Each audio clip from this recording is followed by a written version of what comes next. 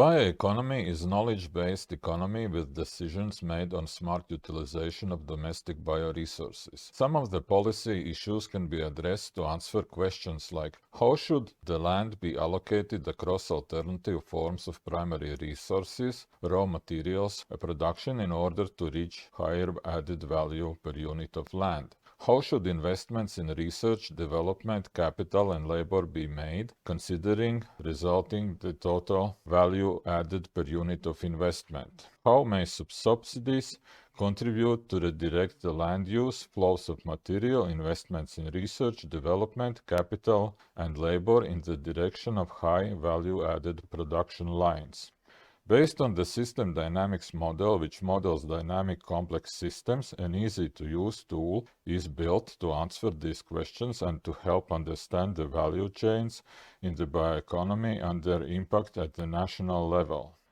The simulation tool is based on the system dynamics approach, which is a modeling method that can be used to determine the behavior of systems over time based on causality and feedback loops.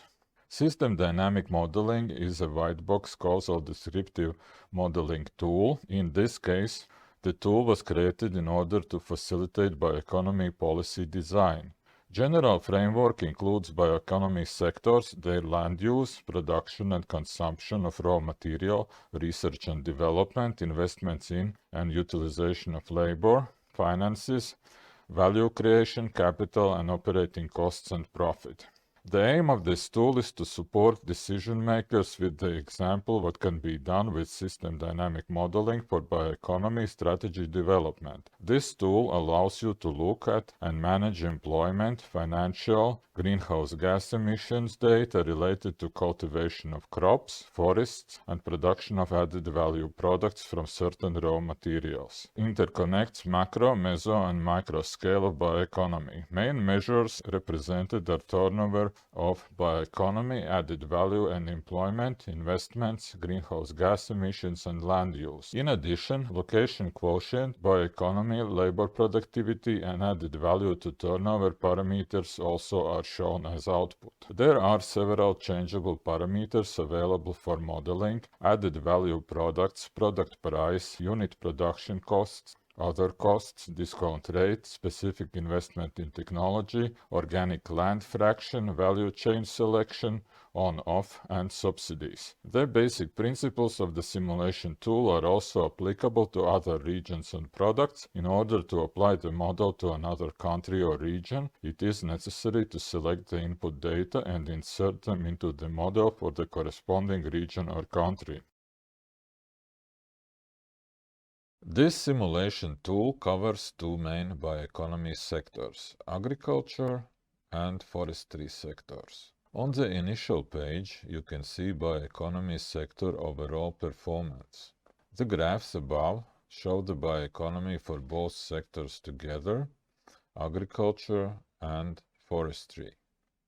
Value added per turnover, labor productivity, and location coefficient.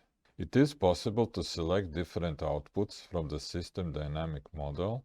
You can press to change the charts to see the overall initial situation: employment, added value, turnover, investments, greenhouse gas emissions, and land use. Forestry also looks at CO2 absorption, but agriculture at greenhouse gas emissions. On the left axis, you can see the current values, and on the right, accumulated values, if applicable. The final values and the accumulated values are also shown in the table. There are some variables you can change on the first page: subsidies and organic land fraction. Organic land fraction is more emission related. By increasing the area of organic farming, you can see how emissions change. Subsidies are support for both production and cultivation. For example, by adding subsidies for forestry sector, added value grows as well. Value chains are high added value product production. If this chain is excluded, the basic production remains. Next, you can see each sector separately. For example, forestry. There you can find different resources important to current country. You can switch on and off the selected resource added value product production.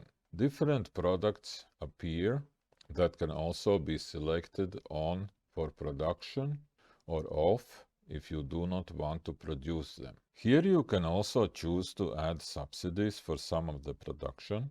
To change subsidies, press the gray box in the upper right corner, and changing subsidies percentage, you can again see the added value changes. To see the value chain in detail, press on the resource you want to analyze, for example, pine.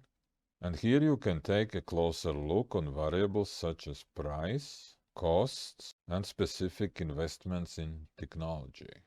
After your simulation, if you want to go back to the default data, press the Reset button in the left upper corner. You also need to press Run button, and if you want to go back to the main bioeconomy sectors, press All Bioeconomy sectors.